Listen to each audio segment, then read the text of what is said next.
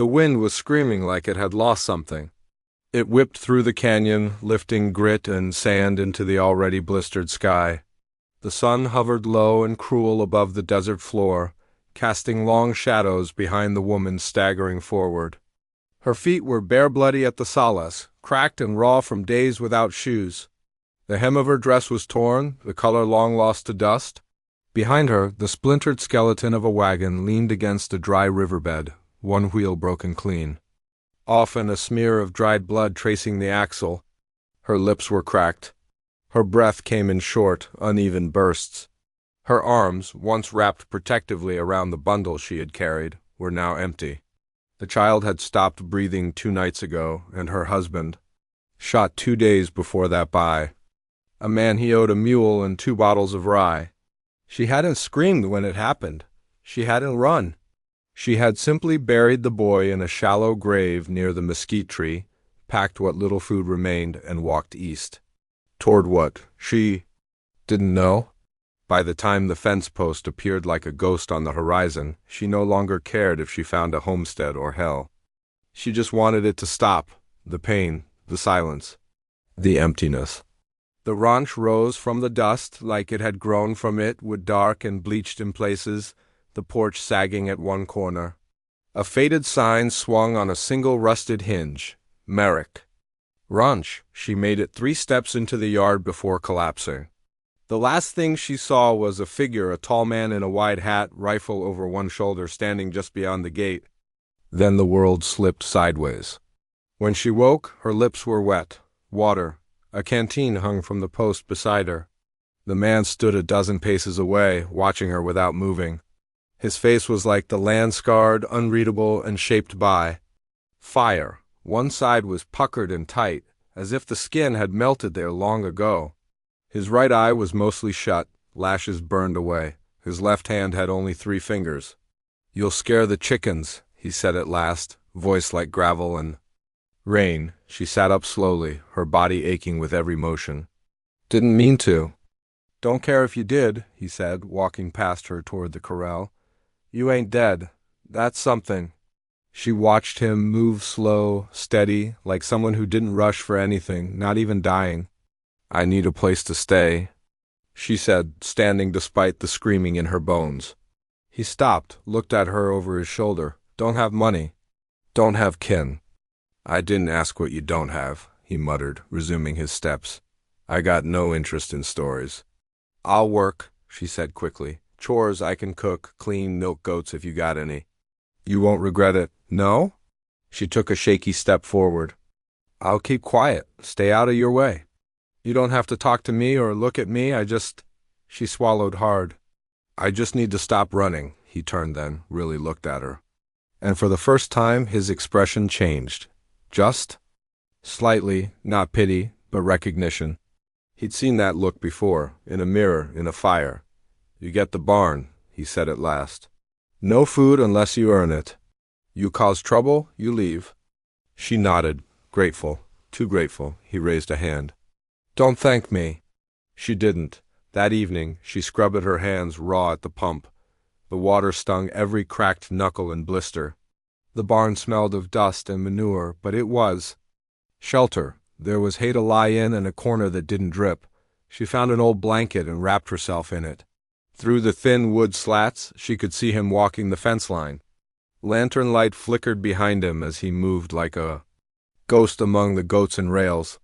She pressed her forehead to her knees and cried soundlessly, not just for what she'd lost, but for what she might have found.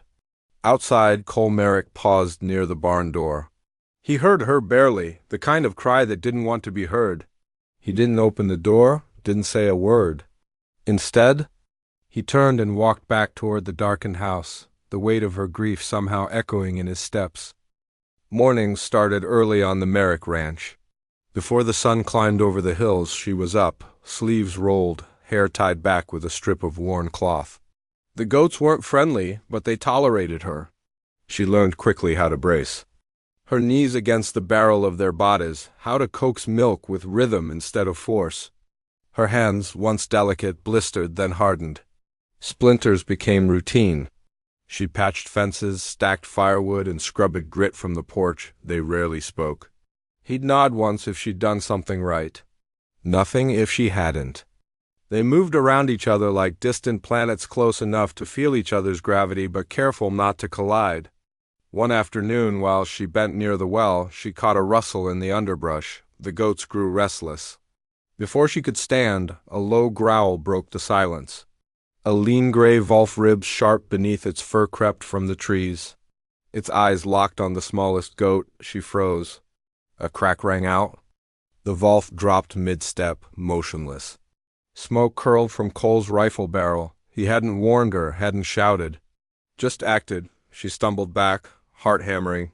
He didn't look at her. Just whistled low, calming the goats. That night, the barn air was colder than usual. She curled into herself beside the hay. As the wind howled through the rafters, the door creaked open. She sat up, startled. He didn't enter.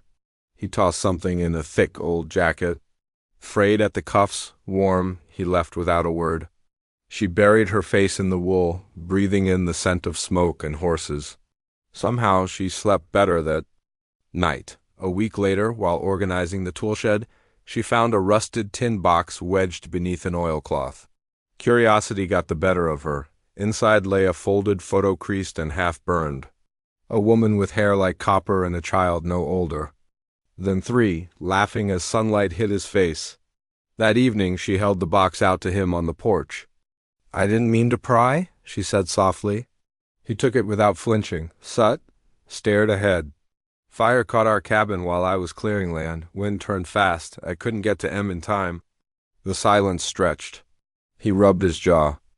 "This place, ... I built it from what was left. My penance, maybe? Or maybe I just didn't know where else to go." She didn't offer comfort, didn't say sorry. Just nodded, letting his pain breathe. He looked at her, then really looked. The first eye contact that wasn't a warning or a measure. "That boy in the photo?" she asked. "My son, Jacob." She placed the box gently on the step. "Thank you for telling me." He said nothing, but didn't look away until she stood and walked inside. The next day, while spreading feed, she felt the words rise in her throat like a fever. "My husband. Used to say the world owed him something," she said aloud, not sure if he could hear from across the yard. "When the sickness came, he said it was the Lord punishing me. Like I brought it on the child." He paused, shovel in hand. "I buried my baby beside the trail, dug the hole with my hands. No one stopped to help." The words shook loose. "I didn't trade myself to survive. I did it because I was already dying." She turned toward the barn before the tears could fall. The next morning, 2 mugs sat on the porch rail instead of 1. She didn't mention it, neither did he. But something softened in the silence between them. That afternoon she heard him, near the corral gate, whistling low as he hammered a broken hinge. Not a tune she knew, just a pattern of sound. Slow and almost ... kind. She sat nearby, shelling beans for stew, pretending not to listen. But her lips curled upward before she even realized it. It wasn't a full smile. Just the ghost of one. Still, it was the first in a very long time. The wind carried dust across the yard as the sun tipped toward late afternoon. She was kneeling in the garden, fingers deep in the soil, when she heard it hooves. 3 horses, moving slow like their riders wanted to be seen. She stood, wiping. Her hands on her skirt as they came into view. 3 men, broad-shouldered and slouched in their saddles like they'd been riding for days and liked the stink of it. Dust coated their coats, their boots, their beards. But it wasn't the grime that made her stomach turn. It was the voice. "Well, I'll be," the lead rider said, grinning like a fox with blood on its teeth. "Ain't that Mrs. Loring? Alive after all."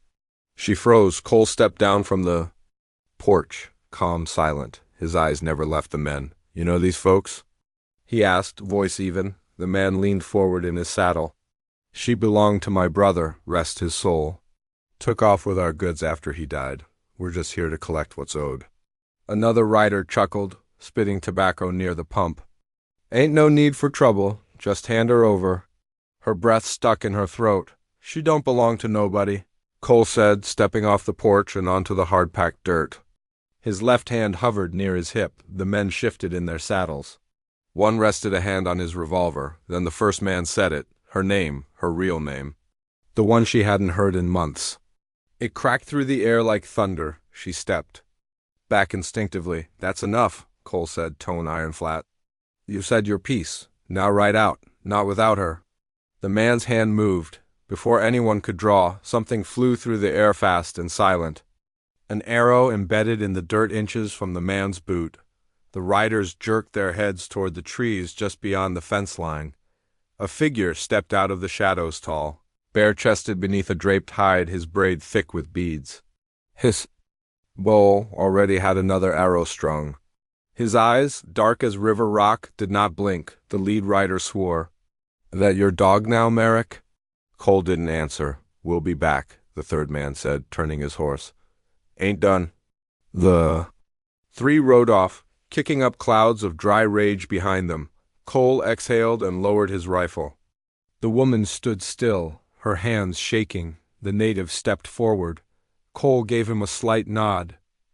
"Didn't know you were back." "Didn't leave," the man replied, voice low. "You just stopped looking." She looked between them. "Names." "Two Moons," he said simply. That night the ranch didn't sleep. They bolted the barn, boarded the windows, dragged barrels and crates into place. Two Moons helped silently building oil traps by the gate, fashioning tripwires from fencing wire. Cole handed her a rifle. She stared at it. "You said I could earn my place," she said. "Now's the time," he replied. He showed her how to load it, how to brace her shoulder, how not to flinch at the recoil. They practiced behind the corral, one shot at a time. Two Moons sharpened blades in the moonlight, watching like a spirit-made flesh dot at one point while checking the oil pot. Near the porch she said softly, "You think they'll come at night?" "They'll come when they're angry enough." She looked up at the sky. "I used to pray for storms to pass. Now I pray for them to break?" Cole said nothing, but his hand brushed her elbow before he moved past. It wasn't comfort, just presence. The house felt smaller now, tighter. Every board creaked like it held its breath. She couldn't rest Dot by the time the fire dwindled in the hearth. She found herself staring at the door. He stood beside it. Coat draped over his shoulders, rifle against the wall. She broke the silence. "If we don't make it, would you regret?" "Anything?" He looked over slowly. In the faint glow, his scarred face softened just enough. "I already regret everything before you walked up my road." The storm rolled in with the morning low, brown clouds curling over the hills like a tide of ash. Wind slammed against the ranch house, rattling windows and stinging the eyes. Dust crawled into every crack. But the sound that stopped her heart wasn't the wind. It was hooves, dozens this time. They came hard and fast, cutting through the storm like knives, muffled yells. The sharp crack of a rifle. Cole was already at the window. "They're here." She grabbed the rifle he'd shown her how to hold. Her hands shook, but her breath was steady. Two Moons was gone already outside, his silhouette flashing like a shadow between gusts of dust. The first bullet shattered a lantern on the porch. Cole opened the front door just enough to return fire, his shots precise, measured. One rider dropped from his horse. Another screamed as an arrow split his thigh. "Back of the barn!" "She!" cried, spotting movement through the kitchen window. She bolted through the side door, keeping low, the rifle heavy in her hands. A man with a red scarf kicked the barn door open. She pulled the trigger. The kick knocked her to the dirt, but he crumpled before he could see her face. Another rider grabbed her from behind, dragging her toward the hay. She kicked, clawed her. Rifle gone now, then she heard the heavy, dragging footsteps. Cole, he crossed the yard like death himself, his coat stained red at the shoulder, his eyes hollow with pain. He lifted the pistol with his good hand and fired. The last man fell. Silence returned in stages, first the gunfire, then the screams, then the wind itself, choking to a breeze. She crawled to him, hands trembling as she pressed against the bleeding wound. "Stay with me," he laughed, low and broken. "You're bossy." She tore fabric from her dress to make a bandage. "You're bleeding too much." His fingers found hers. "I didn't think I could protect anyone again. but you made me want to try." She pressed her lips to his knuckles. "Not out of romance, but something older, deeper, a thank you written in touch."